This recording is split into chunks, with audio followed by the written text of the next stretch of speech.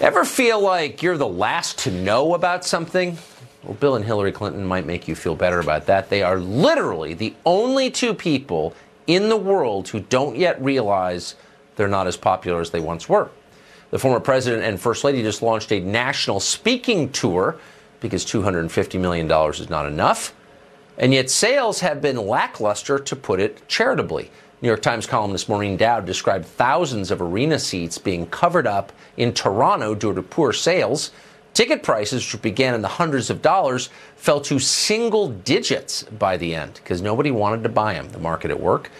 Is America finally, mercifully, getting over the Clintons? Author and columnist Mark Steyn joins us tonight to assess.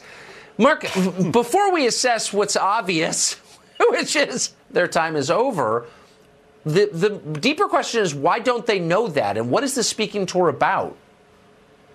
Well, I would have thought that if you didn't know it before, looking out at, and actually Maureen Dowd overestimated the number of seats. It was actually 83.4% empty. The arena in Toronto, the Scotiabank, 83.4% empty. I believe, actually, the last time I guest hosted for you, the audience was suddenly 83.4% empty. So these things can happen. But when you're the president... I saw the numbers. That's not true. when you're the president and a putative next president... it's a great Frank Sinatra line. You should always listen very carefully when the public is telling you goodbye. And that's what the 16.6% seating capacity in Toronto was telling the Clintons. But I wonder why. I mean, it's not surprising either. And I have to say, in their defense, they've played this out a lot longer than I ever thought they possibly could. I mean, it's been over 25 years now. I've never found them very impressive, but they've managed to get incredibly rich, hundreds of millions of dollars rich, and stay famous all this time. So they've had a long run considering where they started. But why do they feel the need to do this? That's what baffles me. No, it makes an interesting contrast with what's going on in the Rotunda right now, because you can say what you like about the first President Bush, but his post-presidency was a model of a dignified post-political life, which is why he's getting which is one reason he's getting the send-off he's getting. By contrast, I think it's a Tina Brown line where she said something like about Bill Clinton. He has a heat-seeking glamour that lives in a permanent hyper-present tense and dares you to join him there.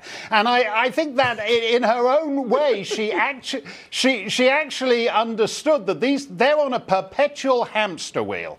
And for the last few years, they were raking in big bucks from a niche market. Layabout Saudi princes and Kazakh oligarchs and all these other sleazy figures who were willing to give them millions of dollars because they thought they were going to be back in the White House. Now they can't get people to give them, in Toronto, they couldn't get people to give them $10. That's what ticket prices were, and that's $10 Canadian, which thanks to Justin Trudeau is about $1.79 American right now. So the difference between what a Saudi prince is prepared to pay and what an average ordinary member of the public in Toronto is prepared to pay tells you of what has happened to the Clintons in the real world.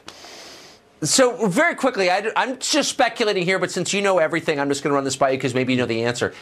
Those 8 or 9 guys who dismembered Khashoggi, how many were donors to the Clinton Foundation? Do you know off the top of your head?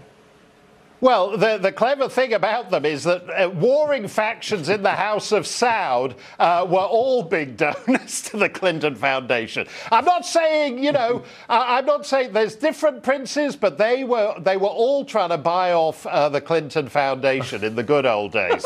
Prices slashed to clear on Clinton Foundation speeches now. I've noticed. Mark Steyn, always so refreshing to see you. Thank you. Thanks a lot, Tucker.